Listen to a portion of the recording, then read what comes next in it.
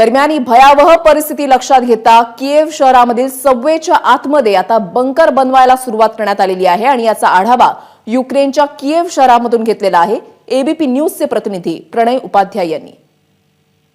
रोमाना, और इस समय मैं आपको बताऊंगा कि मैं इस समय कीव की यानी यूक्रेन की राजधानी कीव के उस सबवे में खड़ा हूं जिसे बॉम्ब शेल्टर में तब्दील कर दिया गया है। और अगर आप मुझे 1 मिनट दें तो मैं आपको दिखाना चाहूंगा कि ये बॉम्ब शेल्टर किस तरीके के बनाए गए हैं, जिसके अंदर लोगों को जाने के लिए बार बार कहा जाता है। और जब भी स्थिति ऐसी को लगती है तो पुलिस की जो वाहन है वो बाकायदा यहां पर लोगों को कहती है कि वो बॉम्ब शेल्टर्स में चले जाएं। यहां तक कि मीडिया कर्मियों को भी कहा जाता है कि वो बॉम्ब शेल्टर्स में चले जाएं। इस तरीके से जो सबवे है, जो आमतौर पर यातायात के लिए इस्तेमाल किए जाते हैं, लेकिन सबवेज को इस समय में चूंकि ये भारी कंक्रीट के बने हुए बंकर हैं और इस तरीके से इसको बनाया गया है कि इसे बॉम्ब शेल्टर की तरह भी इस्तेमाल किया जा सकता है।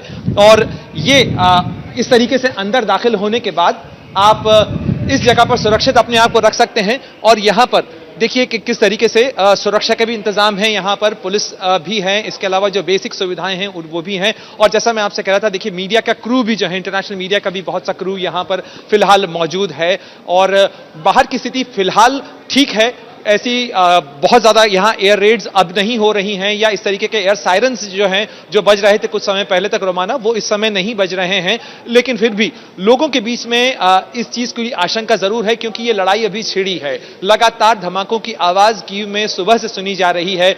और कीव ही नहीं, खारकोव में, मरियापोल में, लेव में, ओडेसा, इन तमाम जगहों पर बमबारी या धमाकों की आवाज सुनी जा रही है। और ऐसे में इस चीज की आशंका ज्यादा है कि यह लड़ाई आगे बढ़ सकती है। और इसके मद्देनजर जो सुरक्षा के इंतजाम हैं वो भी मुकम्मल किए गए हैं। इसके अलावा मार्शल लॉ जो है वो लागू कर दिया गया है। मार्शल लॉ लागू करने का मतलब है कि पूरी तरीके से सेना के नियंत्रण में स्थिति आ चुकी है और यूक्रेन की सेना ने आवाजाही को नियंत्रित कर दिया है कीव शहर में भी और उसके आसपास के इलाकों में पूरा जो यूक्रेन का एयर स्पेस है वो फिलहाल बंद कर दिया गया है। और उस एयर स्पेस के बंद हो जाने के कारण जो अंतर्राष्ट्रीय आवाजाही है वो फिलहाल बंद है। जो सामान्य कमर्शियल उड़ानें हैं वो इस इलाके में नहीं निकल रही हैं। और साथ ही जो ट्रांजिट है पोलैंड की तरफ से जो राजनयिक निकालने की कोशिश कर रहे हैं।